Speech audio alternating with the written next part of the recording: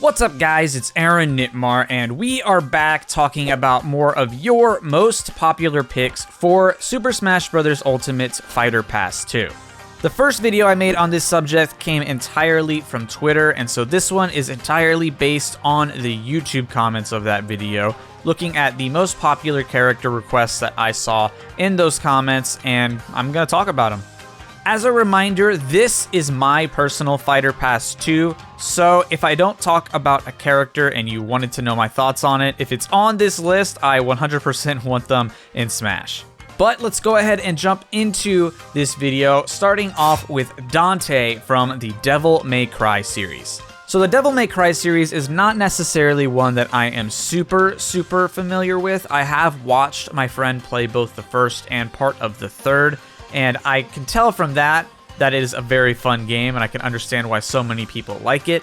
And just from, the opinions that I've seen online and my comments on Twitter, people absolutely want Dante in Smash. And personally, entirely unbiased, I think that he has a very good chance of being in the game. Based purely on style of character, style of gameplay, and what we've gotten in the Fighter Pass so far, I genuinely think that Dante may have a very good chance on being one of the slots on Fighter Pass 2. And if I could hypothetically add like a 7th slot to the Fighter Pass for my wish list, I think Dante would probably be the next character I would choose. I just think that he would fit well in Smash, he would definitely be a character that everyone wants, and I think that it would just be neat to have. I would, however, be concerned that he would literally be a Bayonetta 2 as far as the Smash roster is concerned. I mean, Bayonetta in Smash 4 was just such a controversial character because in a game that didn't have 0-to-death combos, Bayonetta literally had a 0-to-death combo. And if Smash Ultimate had not been announced so quickly, I don't think that Bayonetta would have remained legal in tournaments, and I would be very worried that Dante in Ultimate would be cut from the same cloth and would have a similar problem.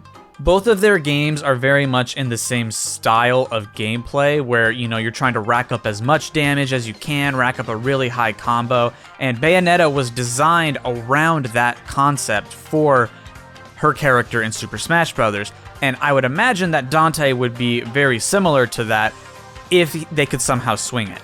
Now, I do think that Sakurai did learn from Smash 4 Bayonetta because Bayonetta on release was severely nerfed, and even though she did get a few buffs, she is in a much better spot, a much more healthy spot for the entire game. We don't have just this absolutely broken character that is leagues above even number 2 on the tier list. So I think that if Dante got added and if they went with that same design philosophy and trying to rack up as much damage as possible, they would definitely learn from Bayonetta and not make Dante so stupid overpowered. If memory serves, I think that there is an actual balanced team this time around rather than, maybe Sakurai doing it himself. So I think that they would probably notice something that overpowered being added in the game and would recommend not to actually ship it that way. So I am confident that if Dante was added, he would not have that kind of problem, but I think that he would be a good character, both gameplay-wise and character-wise. Next, let's talk about the Ace Attorney, Phoenix Wright.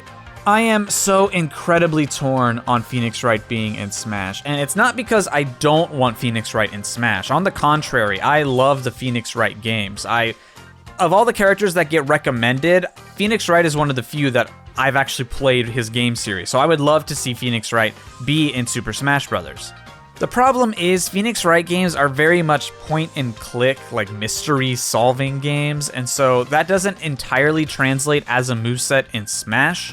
And a lot of people will, of course, point to Phoenix Wright being in Ultimate Marvel vs. Capcom 3, and while I do think that that is a valid point that they managed to come up with a moveset for a character who seemingly didn't have a moveset, I just worry that that would sort of be a hindrance for Phoenix in Smash. Not necessarily that he's been in another fighting game, because we know that Sakurai does not care about that for even 1 second, but more so I worry that they would have to come up with a moveset to a different degree than they would other characters. I just worry that if the options are one character who has a more clearly defined moveset versus Phoenix Wright, where they have to completely come up with the moveset on their own, My fear is that they would just go for the easier option because obviously Phoenix Wright is going to have to be basically a 100% original moveset. Unless they want to do something cool where they actually pull from the Ultimate Marvel vs. Capcom 3 moveset and sort of combine Smash, Marvel, and their own original Phoenix Wright moveset all in one thing, I think that that could be very, very neat. At the end of the day with Smash, they're going to do whatever the heck they want, and I'm totally on board with that. I just worry, like I said, that at the concept stage, they might realize, oh crap, Phoenix Wright is going to be far more work than we realized. And so maybe they will opt for a different character because of that reason. As far as a character, like I said, I would love to see Phoenix in Smash. He is super, super expressive. He comes with a bunch of characters, potentially as spirits. I think it would be neat to see how they would, maybe make a courtroom stage or something like that. I don't know. I think that there is the potential for a lot of creativity here. There is just, it's so open-ended that maybe they would be a little overwhelmed, and that would be my concern. Next, let's talk about another sort of Sony rep that always gets brought up when we talk about Crash, and that is, of course, Spyro the Dragon. So first off, straight away, we are never seeing Skylander Spyro in Smash. I would rather see 0 Spyro in Smash than even a single frame of Skylander Spyro. Now that we have that out of the way, I personally would love to see classic Spyro or reimagined HD Spyro in Super Smash Bros. Just like with Crash, Spyro is at an all-time high when it comes to popularity. The Reignited trilogy did wonders for that character. And with it being on all 3 major consoles, more people than ever have probably played a Spyro game lately. Now, of course, Crash and Spyro are always sort of talked about together. I mean, they even had a dual pack game back on the Game Boy Advance, so they are very well known to be sort of cousins, I guess you could say, in the gaming hierarchy, the gaming family tree. And it always feels like it's which one's going to get into Smash, Crash or Spyro. And I hate to say this, but I just don't know that I see Spyro coming to Smash because Crash just seems like the easier and more likely option. I'm speaking 100% logically there. I just think that Crash is more likely. I think Crash should be easier to develop. I think that Crash is probably slightly more popular than Spyro. I just feel like all signs point to Crash in the Crash vs. Spyro discussion. Now, don't get me wrong, I personally would love to see Spyro, and if you're asking me personally, I prefer Spyro to Crash. I grew up more with Spyro than Crash on the PlayStation. I just like that character a bit more. So if you're personally saying, which would you want, Spyro or Crash, I would 100% say Spyro.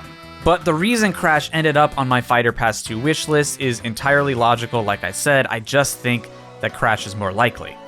But I think Spyro would be cool. We don't have very many 4-legged creatures in Smash, so I'm honestly all for that kind of concept to be one of the Fighter Pass characters. I can think of 2 who run around on 4 legs entirely, Ivysaur and Duck Hunt. There are a few that occasionally run on 4 legs, like Pikachu or Pichu or Ice Climbers, but for the most part, we don't have very many entirely 4-legged creatures who do their entire moveset on all 4s, so I would love to see Spyro be one of those characters.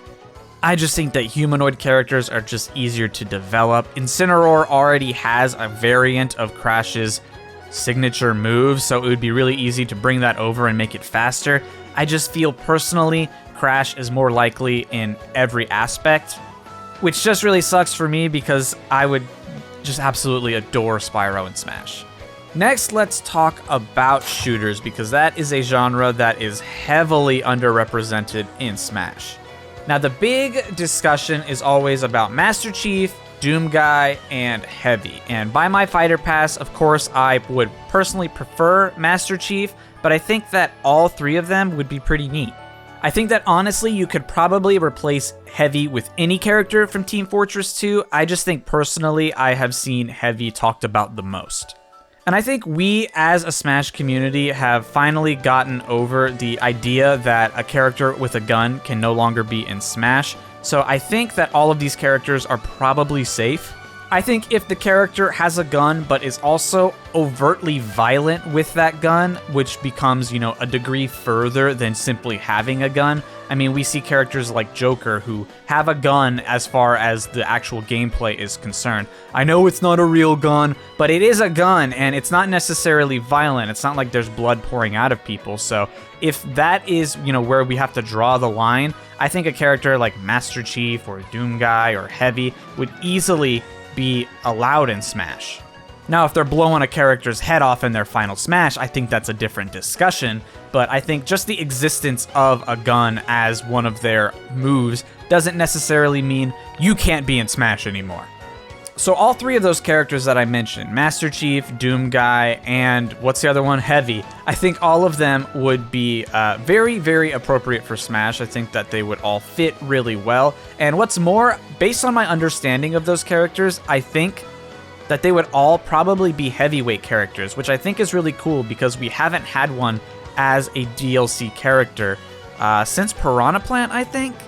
And even then, I think Piranha Plant is like barely a heavyweight, but we haven't had like a super heavy, like a Donkey Kong or a Bowser, as one of the Fighter Pass characters yet. So I would be totally on board for something like that.